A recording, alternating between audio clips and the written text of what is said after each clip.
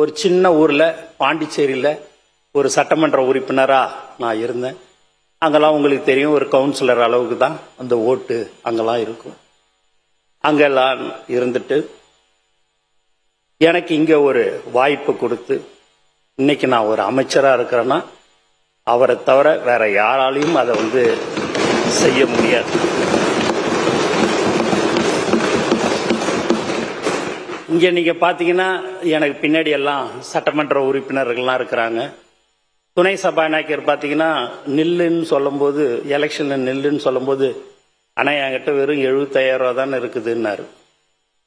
அது போதும் தலைவர் சொன்னார், நீ நில்லு, நான் மற்றதை பார்த்துக்கிறேன், நீ போய் நில்லுன்னாரு.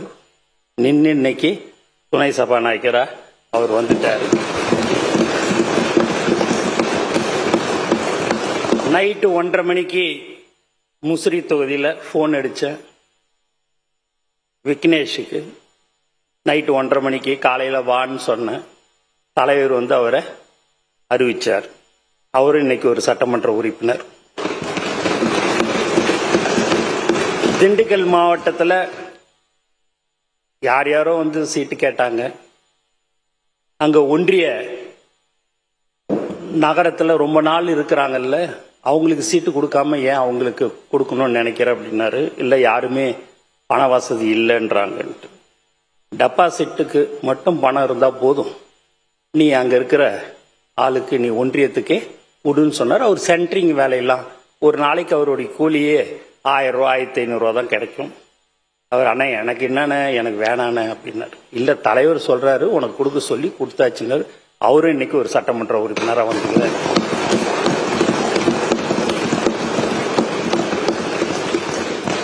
ஜாதி, மதம், பணம் எதுவுமே இந்த தேர்தலில் எடுபடலை.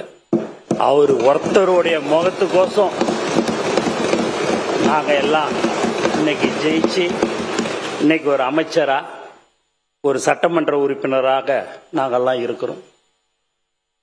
இந்த இடத்துல நான் அதை கண்டிப்பாக பதிவு பண்ணணுன்றதுக்கோசம் தான் இதெல்லாம் நான் சொல்கிறேன். நிறையா விஷயங்கள் அவரை பற்றி நான் சொல்ல வேண்டியது இருக்குது. இருந்தாலும் நீங்கள் நேரம் சொல்லிட்டீங்க, நேரம் சுருக்கமாக பேசணும் அப்படின்ட்டு சொன்னீங்க. மேலும் நீங்கள் மற்ற சட்டமன்ற உறுப்பினர்லாம் சொல்லும்போது தலைவர் பேரை சொல்லிட்டு பொதுச் செயலாளருக்கும் நன்றி அப்படின்னாங்க. இதே வேற ஒரு தலைவர் கிட்ட இருக்கும்போது என் பேரெல்லாம் அதுமாரி சொன்னாங்கன்னா அடுத்த நாளே அந்த பதவி இருக்காது.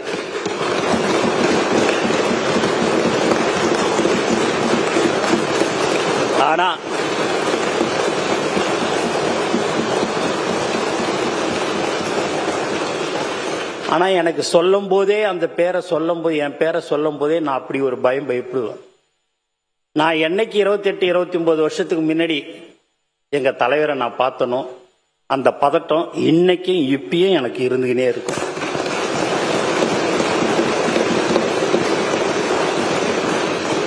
ஒரு உண்மையான ஒரு தலைவர்னா எங்க தலைவரை நான் சொல்லலாம். நீங்க கூட நாளைக்கு ஏதாவது உங்க தொகுதிக்கோ இல்லை வேற ஒரு பிரச்சனைகள் ஏதாவது நீங்க சொன்னீங்க அப்படின்னா, நீங்க அவரை எப்படி வேணாலும் நீங்க அவரை திட்டி இருக்கலாம், இப்படி போனாலும் வந்தீங்கன்னா வாங்க, என்ன உங்களுக்கு ஓணும், என்ன செய்யணும் அப்படின்னு செய்யக்கூடியவர் தான் எங்க தலைவர்.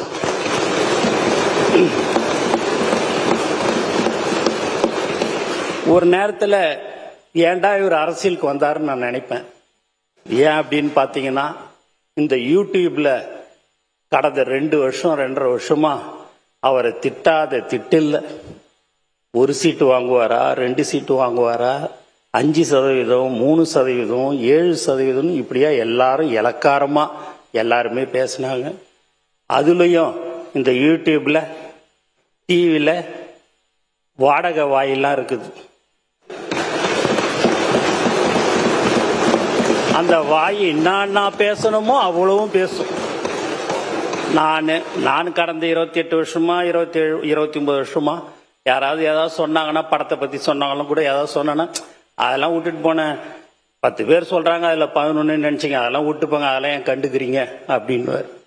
நம்ம ஆளுங்க எல்லாம் புதுசாக அரசியலில் வந்தவங்க எல்லாம் எங்கள் கூட புதுசாக வந்தவங்கலாம் விடக்கூடாது அப்படி இப்படின்னுவாங்க. அதெல்லாம் விடுங்க, அவங்க பட்டன் பேசணும்னு பேசுகிறாங்க, அவங்க பட்டன் பேசட்டுமே, நமக்கு எதுக்கு இப்போ அவங்க விட்டு நம்ம வேலையை பார்ப்போம்னு சொல்லக்கூடியவர் தான் எங்கள் தலைவர் தளபதி என்பதையும் தெரிவிச்சுக்கிறேன்.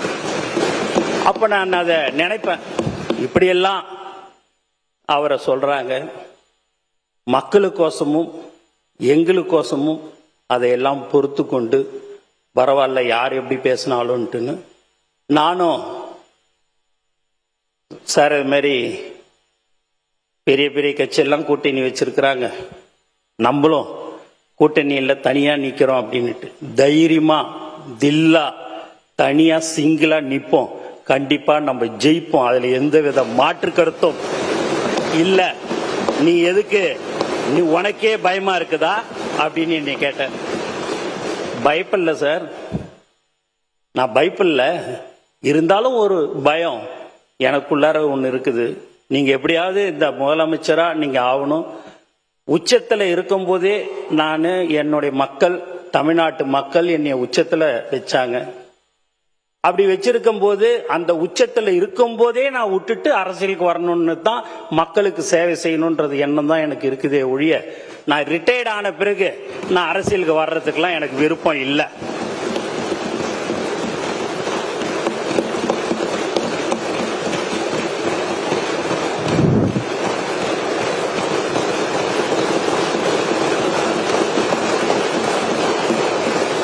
அப்படின்னு அதை சொல்லும் போதெல்லாம் நான் சரி சார் அப்படின்னுட்டு சொன்னேன். எங்க ஆளுங்க மாவட்ட செயலாளருக்கெல்லாம் சீட்டு கொடுக்கும்போது போய் வா இந்த மாதிரி சீட்டுக்கு இல்லை நீ நில்லுன்னும் போது இல்லை எனக்கு வேணாண்ணே, நான் இட்டுன்னு வர ஒரு ஆளை நீங்கள் சீட்டு கொடுத்துருக்கண்ணே தொகுதியில், எங்களுக்கு வேணாண்ணே, நான் பார்த்துக்கிறேன்பா, டெபாசிட் மட்டும் நீ பணத்தை கட்டிட்டா போதும், நீ பாட்டுன்னு போய் விசில் சின்னத்துக்கு போய் நீ வெறும் ஓட்டை மட்டும் கேளு, அது ஆட்டோமேட்டிக்காக இல்லைண்ணே ஏதாவது ஆயிடுச்சுன்னா தலைவருக்கு அது தப்பாயிடும்ண்ணே, நான் வேற யாரையாவது சொல்கிறேன்னு சொல்லி நிறையா பேர் இட்டுன்னு வந்து இப்போ 75-80% ரசிகர் மன்றமா, மக்கள் இயக்கமா, நற்பணி இயக்கமா இருக்கிறதுல இருந்தவங்க தான் இன்னைக்கு இருக்கிறாங்க. அந்த மீதி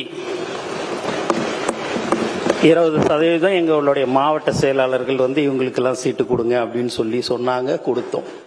அதுமாரி மாற்றுக் கட்சியிலேருந்து சில பேர் வந்தாங்க. யார் தலைவர் தளபதியை நம்பி வருகிறார்களோ அவரை ஒரு காலமும் கைவிடாமல் அவர்களுக்கு உடனடியாக அந்த எம்எல்ஏ சீட்டு கொடுக்கப்பட்டது. ஏன் இதெல்லாம் சொல்றோம் அப்படின்னு பார்த்தீங்கன்னா, உண்மையாகவே ஒரு மனிதனை எப்படியெல்லாம் புண்படுத்தணுமோ, எப்படியெல்லாம் கஷ்டப்படுத்தணும்னு எல்லாருமே நிறைய பேர் அதை செஞ்சிட்டாங்க.